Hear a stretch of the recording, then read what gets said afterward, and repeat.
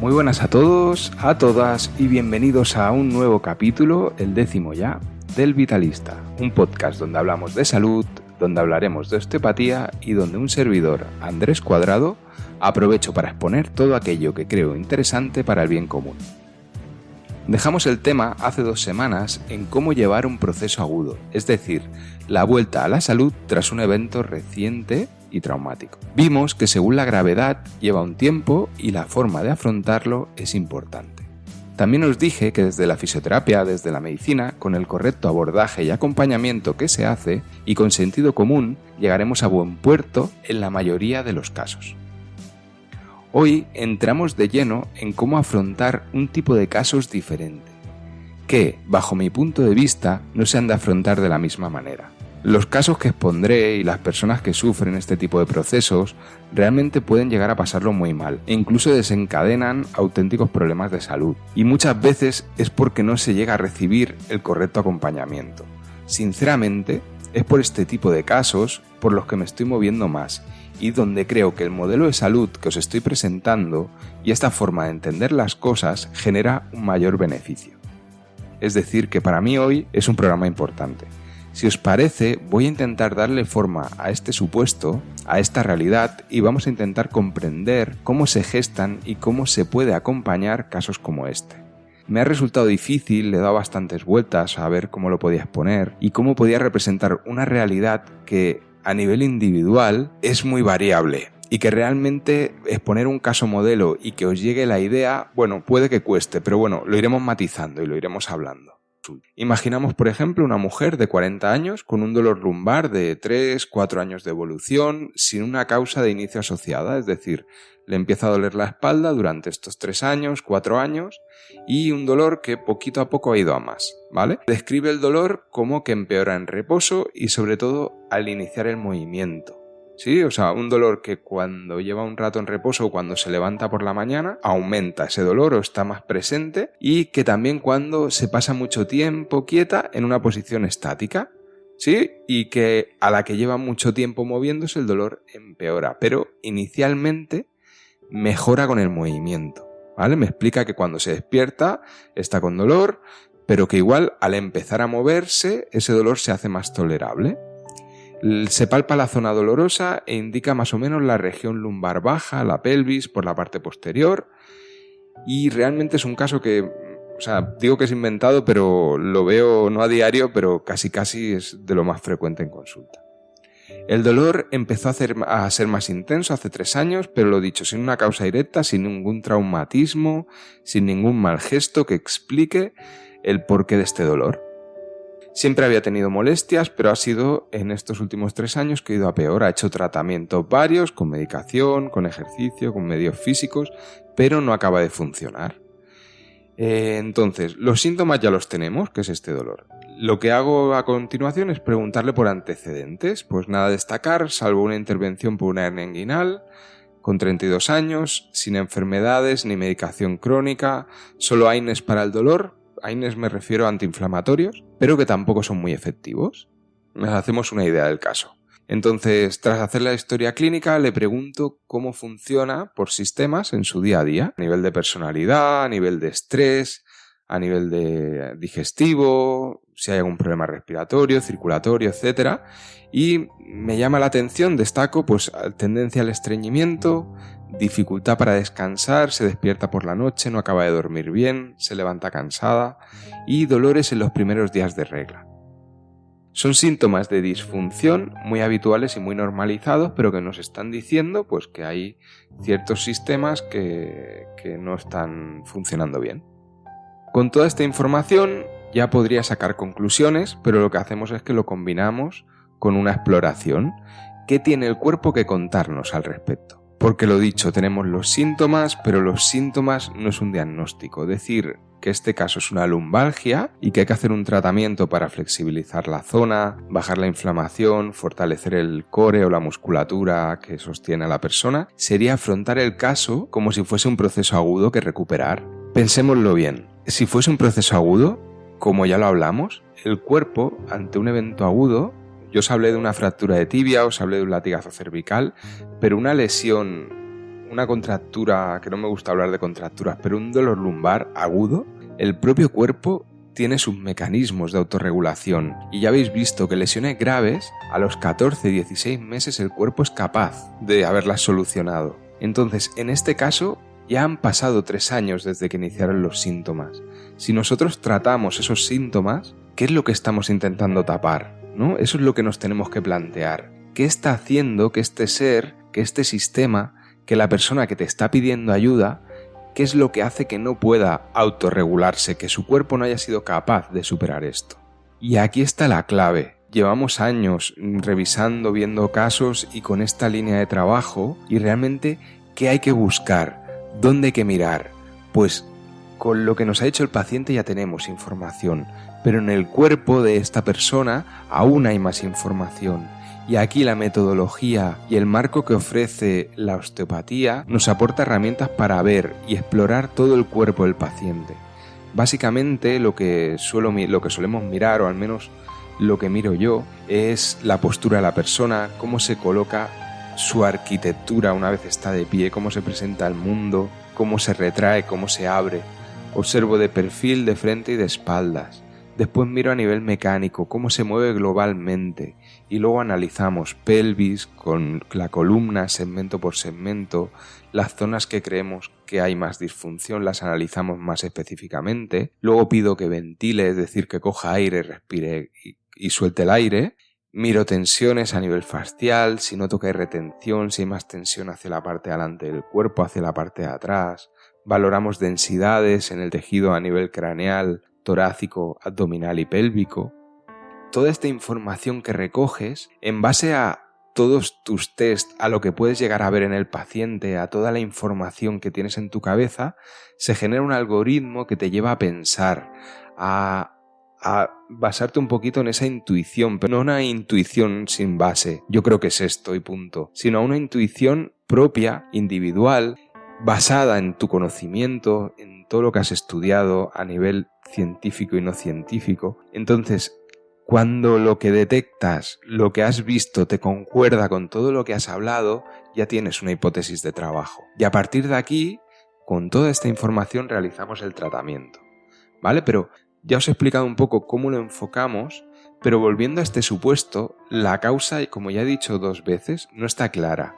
Se ha realizado una anamnesis y una exploración completa, pero imaginemos en este caso que tanto la anamnesis como la exploración no nos ha llevado a pensar que hay algún signo de alarma y que estamos ante un dolor lumbar de origen incierto que el paciente y su sistema no han sido capaces de compensar por sí mismos. En este supuesto, con tratamiento osteopático, deberíamos poder aportar, y solemos aportar, más capacidad de autorregulación y que el sistema del paciente sea capaz de aquello que no consiguió, que es compensar este problema. No quiero alargarme más en el tratamiento, ni en el razonamiento clínico, ni en el abordaje, porque es un supuesto y no es un caso real, pero sí que explicar que normalmente tras un tratamiento que acabemos haciendo, sea a nivel de la barriga o a nivel del cráneo o trabajando la zona, movilizando caderas, lo que tengamos que hacer, explicarle a la persona que durante unos 2 días podría encontrarse peor, con síntomas de cansancio, sensación de haber entrenado fuerte el día anterior, y esto es debido a un aumento del trabajo de los mecanismos de autorregulación. Entonces, a los 7-10 días lo ideal sería poder hacer una revisión para ver cómo se ha ido encontrando. Si vemos que persisten síntomas hay que revalorar y seguir trabajando. Entonces esta segunda sesión realmente se convierte en una prolongación de la primera, en la que entendemos lo que ha pasado, pero no tenemos que hablar tanto y conocer tanto el caso, sino ya trabajar sobre el cuerpo del paciente. Lo siguiente a explicar es que revisamos el caso en un mes. Y en este punto es en el que entendemos el proceso, porque vendría a ser cuando yo le informo a la persona que tras 3 años de dolor a este nivel, con los patrones que ha ido generando su cuerpo para intentar compensar este problema, los aprendizajes por este dolor y las vías neurológicas que se han podido ir creando, es posible que no acabe de mejorar, que puedan surgir nuevos síntomas. Es muy habitual, tras esta segunda sesión, al volver a revisar, que nos encontremos nuevas zonas de bloqueos, nuevos tratamientos que tendremos que ir aplicando y resolviendo. para ir fijando nueva información y nuevos patrones. En algunos casos, además, es necesario, en este punto, al menos yo trabajo así, llegados a este punto, si no noto los cambios que espero, empezar a plantear cambios de hábitos, ya que, por ejemplo, la alimentación que se lleva a cabo puede ser dañina para su sistema digestivo, o que haya un cierto sedentarismo, y el sedentarismo no va combinado con la salud, es decir, una persona sedentaria no es una persona sana, y estos hábitos, cambiarlos, facilita ese poder de autorregulación, ¿vale? No es cuestión en estos casos, en este supuesto o en esta tipología de casos que estoy explicando, no es cuestión de realizar muchas sesiones ni muy frecuentemente, sino de ir realizando un trabajo espaciado, ir cambiando algún hábito de vida si es necesario y sobre todo entender que es un proceso que viene ya no de 3 años de evolución, es algo que se ha ido gestando hace mucho tiempo. Entonces hemos de mirar a medio plazo para inicialmente, ahora sí, ayudarte y poder salir del río en el que te estás ahogando, es decir, poder sacarte un poco de estos síntomas y que puedas volver a hacer una vida normal, pero poco a poco buscar estrategias para que tu cuerpo funcione mejor, para no volver a caerte a este río.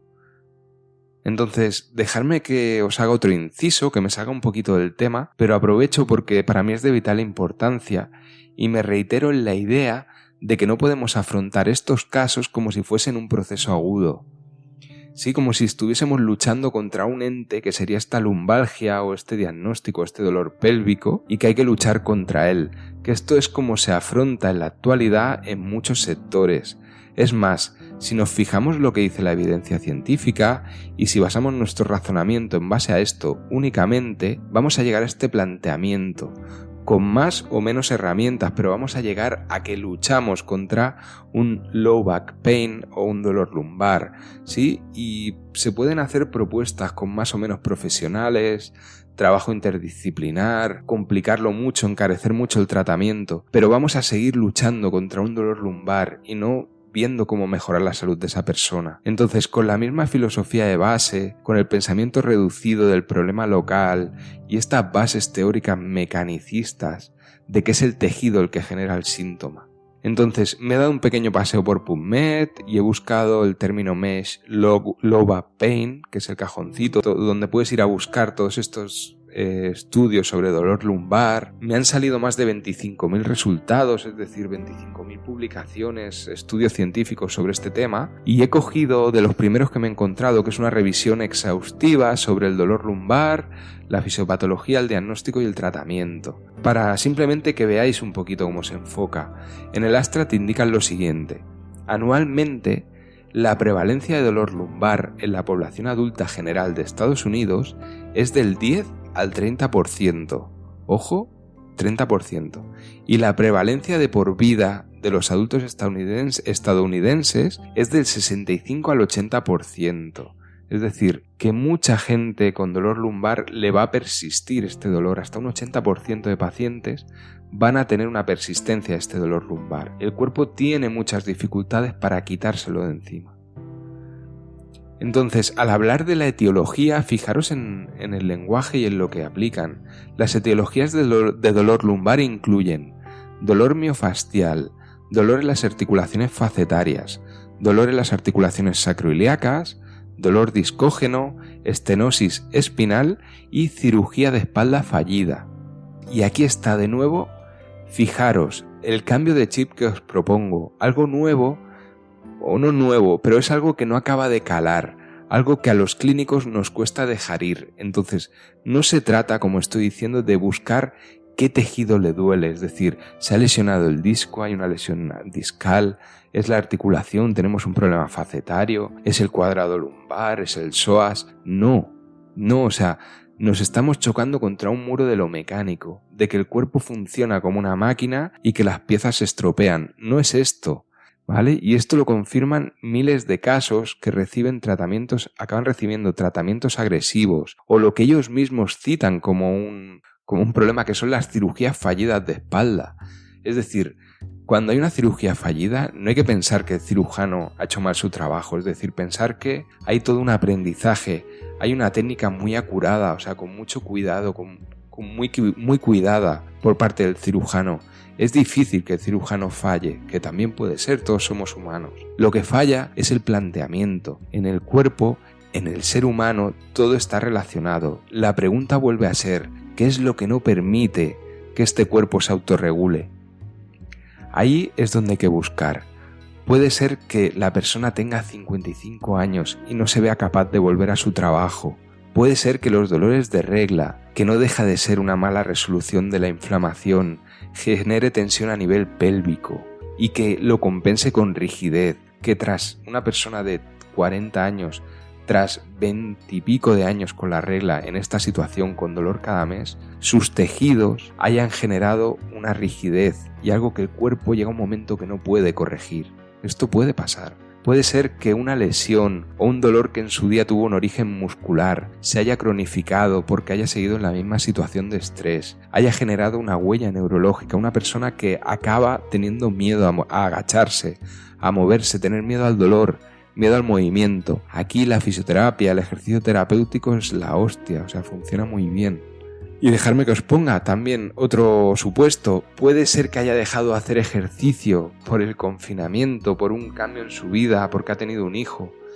Haya perdido su cuerpo las propiedades de fuerza, de elasticidad y años después aparezca esta lesión. Pues también puede ser. Todo lo que he dicho puede ser y solo vamos a saber si hablamos con esta persona, si conocemos a este ser humano, entendemos su situación, su contexto y dejamos de buscar en sus discos, en sus facetas articulares y vemos qué es lo que le está limitando. Es decir, es un tema abdominal, es un tema de estrés, es una situación social que no es sostenible, emociones, pensamientos, digestiones, productos tóxicos, situaciones tóxicas, problemas sociales, factores mecánicos. Es maravilloso aprender y trabajar de esta forma y a la vez es abrumador, pero es cuestión de entrar, de aprender, de empaparte con cada caso y todo es importante. Vuelvo, que me voy yendo. Si os acordáis, estábamos con el tratamiento. Os hablaba de ofrecer ayuda, de salir del río en el que se está ahogando, es decir, ir trabajando para mejorar los síntomas, pero a la vez indagando en qué podemos mejorar para no cronificar el proceso. Para ello os recomiendo el capítulo 8 de este podcast, en el que hablamos de cómo cuidar la salud, pero pese a trabajar con esta filosofía, siempre tengo la sensación de que la información al paciente no llega lo suficientemente clara. Es algo, como veis, que llevaré 15-20 minutos hablando, y es complejo de explicar. Aparte, lo voy hablando rápidamente y sin profundizar en muchas cosas, y es información que creo que este podcast, este canal, es ideal para que os la pueda exponer, y aquel que viene a tratarse conmigo o posiblemente que vaya a tratarse con un osteópata le puede servir para entender un poquito qué es lo que hacemos y que el tiempo en consulta realmente sea para trabajar con las personas y por este medio os pueda yo ayudar, y por eso hago este podcast. Esto que os he dicho es para un dolor lumbar. Espero que os haya dado una idea. Entonces no vale la pena que analicéis el caso al dedillo, lo que he dicho inicialmente, ya que realmente me lo he inventado, ¿vale? Pero es en base a realidades que sí que vemos a diario. Entonces captar la idea, entender el porqué. Si vais a un osteópata, os puede tratar a nivel abdominal, craneal o pélvico, aunque vuestro dolor esté en la zona lumbar, esté en la parte posterior. El osteópata lo que hace es buscar que tu cuerpo compense mejor, retirar, liberar obstáculos para que todo fluya y que las compensaciones que haga el cuerpo a todos los niveles permitan a quien recibe ese tratamiento verse aliviado, mejorar su salud, y con un tratamiento que por otro lado, y más a nivel social, más a nivel de mejora en nuestra sociedad, es un tratamiento que ni es invasivo ni es caro. Es decir, es mucho más cara una cirugía, tomar medicación durante muchos meses, lo que conlleva producir esa medicación, que en un tratamiento manual en el cual informas al paciente y no le generas ninguna técnica invasiva más allá de un movimiento rápido en un momento dado o poco más. Es un tratamiento que cuida mucho la fisiología de la persona. Igual que pasa con las lumbares, lo podemos extrapolar a cualquier parte del cuerpo. Imaginaros un hombro. sin duda el dolor cervical, el dolor lumbar y del hombro son los principales motivos de consulta, tanto en sanidad pública como en osteopatía a nivel de aparato locomotor hablo. Pues bien, cuando llega alguien con una ecografía, el informe de una resonancia magnética, con un diagnóstico de rotura parcial o tendinosis del supraespinoso o una tendinitis que aún vienen con esos diagnósticos, pues el principio es el mismo. Es decir, eso que para muchos ya sería un diagnóstico, que es esa tendinosis o ese síndrome subacromial, para mí o para cualquier osteópata supone simplemente un dato de que la estructura, de que el pilar estructural tiene una lesión. Pero con esto no nos sirve, no nos da el cómo vamos a proceder. Las pruebas ya las sacaremos luego, ya las revisaremos, pero ¿dónde duele? ¿Cómo duele? ¿Desde cuándo te está doliendo? ¿Cómo es ese dolor? ¿Cómo mejora? ¿Cómo empeora? Los antecedentes, cómo funcionas a todos los niveles, deja que te explore globalmente, que te explore analíticamente, qué me está mostrando tu cuerpo, y entonces ya tengo los datos para empezar a trabajar. Y ya miramos ahí las pruebas y vemos cómo está tu estructura. Pero sin toda esta información no puedo ayudarte con una prueba complementaria, ¿vale? Esta prueba, este diagnóstico nos sirve para saber que si hay una rotura total, masiva de los tendones del hombro, del manguito de los rotadores, esta persona a lo mejor para poder elevar el brazo con normalidad es posible que tenga que pasar por quirófano. A mí me sirve esa prueba para saber que hay una limitación en las expectativas de ese brazo, de esa persona con su hombro. Pero paralelamente le voy a poder ayudar. Le voy a poder ayudar a que su cuerpo se mueva mejor, a que su sistema funcione mejor a nivel digestivo, tensión, a nivel neural. Vamos a poder cambiar muchas cosas. Pero, muy posiblemente, si hay esa prueba y ese hombro que no acaba de funcionar, ni va a poder acabar de funcionar porque ha perdido la tracción de muchos de los tendones, pues ahí hay unas expectativas menores, ¿vale? Pero sin una lesión grave a nivel estructural, esta prueba no es un diagnóstico. Es lo que quiero dejar claro. Espero haber llegado a remover alguna cosa en vuestros arquetipos mentales, a ver si se ha removido algo allá arriba. Hacedmelo saber si no os es molestia. Recuerda, estoy en mi web andrescuadrado.com y ahí en el apartado de contactos tienes mi mail y mis redes sociales. Esto ha sido el 10º capítulo del Vitalista. Nos vemos en 2 semanas para hablar de la fibromialgia, que ya nos queda poco para acabar esta temporada, estos 12 capítulos que os prometí. Gracias por haber llegado hasta aquí, un placer y hasta siempre.